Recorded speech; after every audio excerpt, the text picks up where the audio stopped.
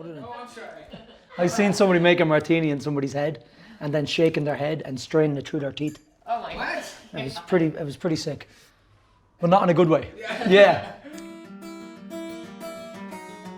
My name is Simon Burke. I'm the general manager of Swift Hibernian Lounge in New York.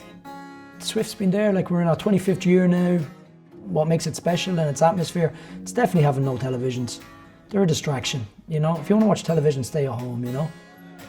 We're a bar that brings people together. Come in, have a conversation, meet your neighbours. It's an important part. That's what the bar was always about, you know.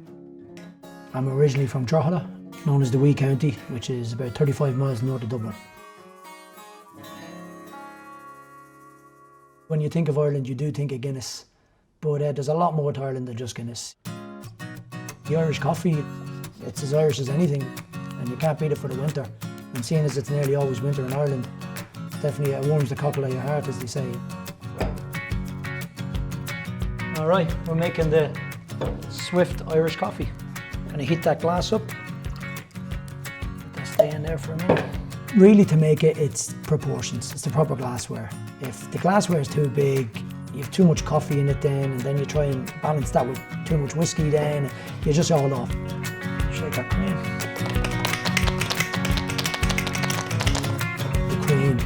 That is the first thing you're tasting when you drink that Irish coffee, and if it's not 100%, if it's not right, you just may forget about the whole thing, you know. A lot of places I've seen, it's an abomination, and they've put the cream in a can on it, and it's disgusting.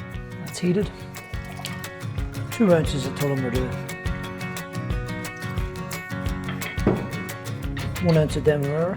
This is brown sugar pretty much, and it's not as sweet as white sugar, so it doesn't overpower the whiskey.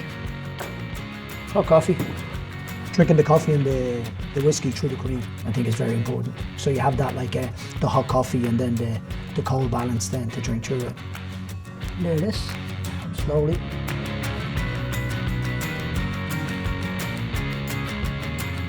Cherry on top, bit of nutmeg.